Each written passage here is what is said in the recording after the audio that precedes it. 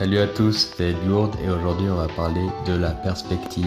Alors c'est parti. Bon, tout d'abord je tiens à dire que cette vidéo va parler des bases de la perspective en point de vue et ne va pas aborder la perspective sur des personnages. Je garde ce sujet pour une autre vidéo. Alors abonne-toi pour ne surtout pas la rater. Sinon, pour ceux qui veulent apprendre les bases de la perspective, restez jusqu'à la fin.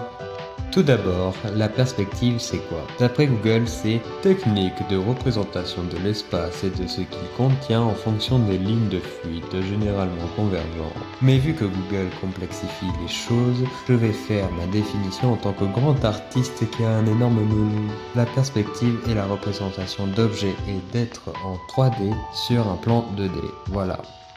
La perspective qu'on va utiliser aujourd'hui est la célèbre perspective à point de fuite, qu'on a tous dû apprendre en quatrième, si du moins tu as fait ta quatrième.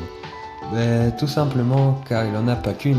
La preuve avec la perspective cavalière des cours de maths. Et pour tout vous dire, la perspective à point de fuite n'est pas son vrai nom. En fait, elle regroupe trois perspectives qui sont la perspective linéaire, oblique et aérienne. Ce sont ces trois dernières qu'on va discuter dans la vidéo, car j'aurais pu parler de la perspective à 5 points de fuite, mais elle est bien trop complexe pour débuter et sinon la vidéo serait bien trop longue. La perspective, comme je l'ai dit, peut être utilisée pour donner une impression de 3D à un décor ou un personnage, mais aussi pour donner une impression de mouvement et de profondeur au dessin. Pour faire un dessin avec une perspective à un point de fuite, il faut commencer comme d'habitude par une ligne d'horizon. Top, quoi une ligne d'horizon d'abord et comment ça comme d'habitude? Bon, pour faire simple, on va dire que la ligne d'horizon est la ligne de là où on regarde notre dessin. Par exemple, si on le regarde de face, la ligne d'horizon va être au milieu de notre dessin. Et si on le regarde d'en haut, elle sera tout en haut du dessin et l'inverse pour une vue d'en bas. Elle est tout le temps utilisée pour la perspective que je vous présente aujourd'hui, donc c'est pour ça le comme d'habitude.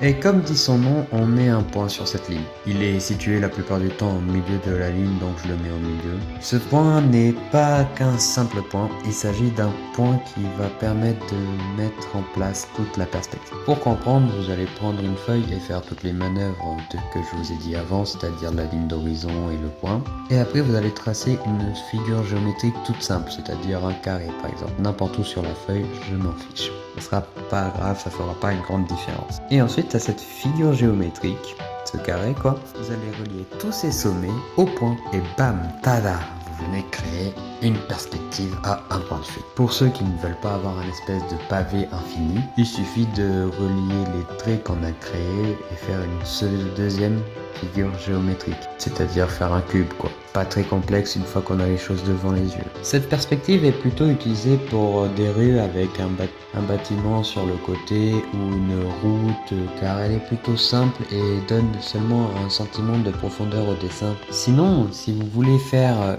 des choses plus complexes qu'un cube, je vais vous conseiller de faire un cube et de dessiner les formes et les détails de la chose que vous souhaitez dessiner dans ce cube pour garder une perspective à peu près correcte. Car si vous le faites pas dans le cube et que vous vous entraînez pas à faire des cubes dans cette perspective, vous ne pourrez pas faire à l'œil nu des perspectives avec un rond ou un cylindre, ça sera trop complexe et vous ne comprendrez pas la chose que si vous avez déjà une forme cubique, il suffit juste de faire un cercle à l'intérieur et ça donnera une bonne perspective.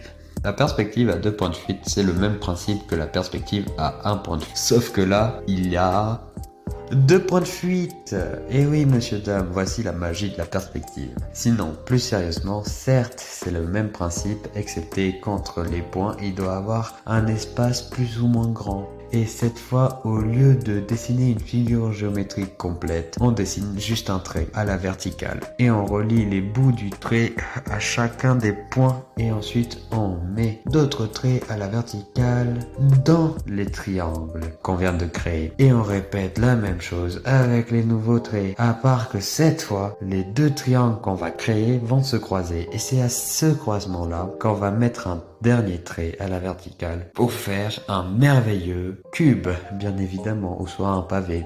Je ne sais pas quelle forme vous avez choisi. Comme pour la perspective à 1 point de fuite, je vous conseille de faire pour la perspective à 2 points de fuite des formes simples pour vous entraîner et non trop complexes comme des cubes ou des pavés. Et ensuite, pour faire des formes plus complexes, faire ces formes simples et les tailler et mettre des détails pour donner l'aspect de la forme plus complexe. Ne pas aller directement faire la forme complexe, sinon vous n'aurez pas une bonne perspective. La perspective à 2 points de fuite est utilisée pour faire des plans de village ou de ville ou de paysage banal, sans trop être démesurée, car elle donne toujours un effet de profondeur comme la perspective à 1 point de fuite. Mais elle peut être aussi utilisée pour des scènes de combat ou d'action, car en plus de cet effet de profondeur, elle donne aussi un certain dynamisme à la scène. Et vous pouvez l'accentuer en curvant plus ou moins votre ligne d'horizon. Parce que oui, vous pouvez curver votre ligne d'horizon, c'est-à-dire qu'elles peuvent être rondes. Tout comme les lignes de fuite qui sont créées par vos points de fuite. Comme pour les deux premières, on rajoute un point, sauf que cette fois-ci, il n'est pas sur la ligne d'horizon, mais sur une ligne perpendiculaire à celle-ci. Le point peut être soit au-dessus, soit en dessous de la ligne d'horizon, et ce choix influence beaucoup le rendu du dessin.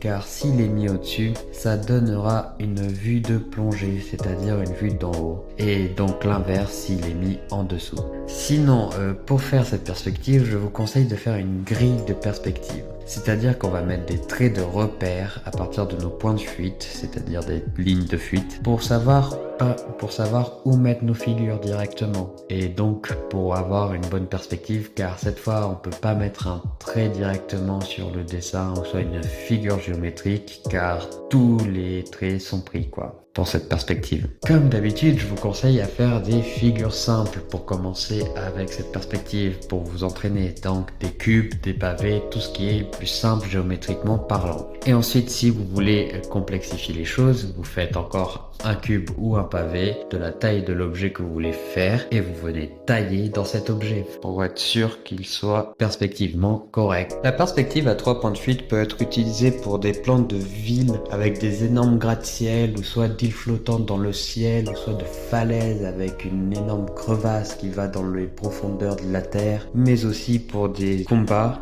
ou soit des scènes d'action, car elle garde les caractéristiques des autres perspectives, c'est-à-dire l'effet de profondeur et le dynamisme, mais aussi elle donne un effet d'auteur ou de longueur au dessin, c'est-à-dire que le troisième point vient donner un effet d'auteur Comment vous expliquer? C'est plus on se rapproche du troisième point, plus on est haut ou plus on est bas. Voilà. Du coup, pour les combats, les scènes de combat, c'est très bien, ça donne un dynamisme énorme. Si un personnage se rapproche beaucoup du troisième point, plus petit, que s'il s'éloigne beaucoup, il sera plus grand. Du coup, ça donne vraiment un très bon effet pour les scènes de combat. Avant que vous partiez faire vos merveilleux dessins avec de la perspective, je tiens à vous rappeler que la perspective essaye de copier la réalité. Donc, comme dans le monde réel, tout ce qui est plus proche de votre vue est grand et tout ce qui est loin de votre vue est petit. Donc, dans le dessin, en fait, tout ce qui est plus loin possible de la ligne d'horizon est grand et tout ce qui est le plus proche possible de la ligne d'horizon est petit. Pour comprendre ça, il faut se dire que la ligne d'horizon est l'endroit le plus loin possible et imaginable de votre regard et de votre vue. Sinon, si vous n'avez pas d'idée de quoi dessiner ou pas d'inspiration, il faut pas s'inquiéter, il a des références partout. Vous pouvez aller chercher sur Google ou soit même sur Google Maps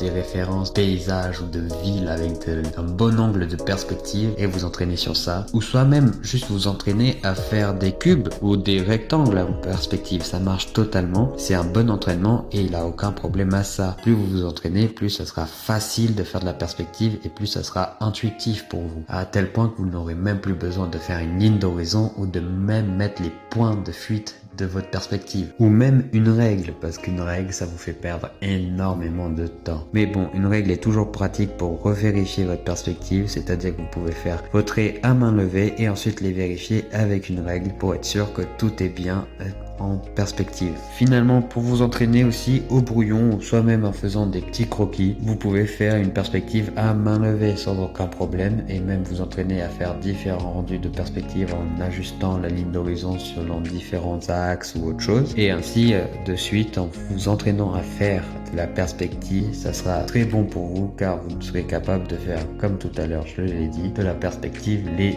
yeux fermés sans aucun problème et donc un gain de temps énorme. Voilà la vidéo sur la perspective terminée. J'espère que vous avez tout compris et que vous l'avez apprécié. Si c'est le cas, n'hésitez pas à vous abonner et à liker. Et sinon, mettez un commentaire du prochain sujet de vidéo. C'était Ed Gourde et je vous dis bye pour une prochaine vidéo. Bye!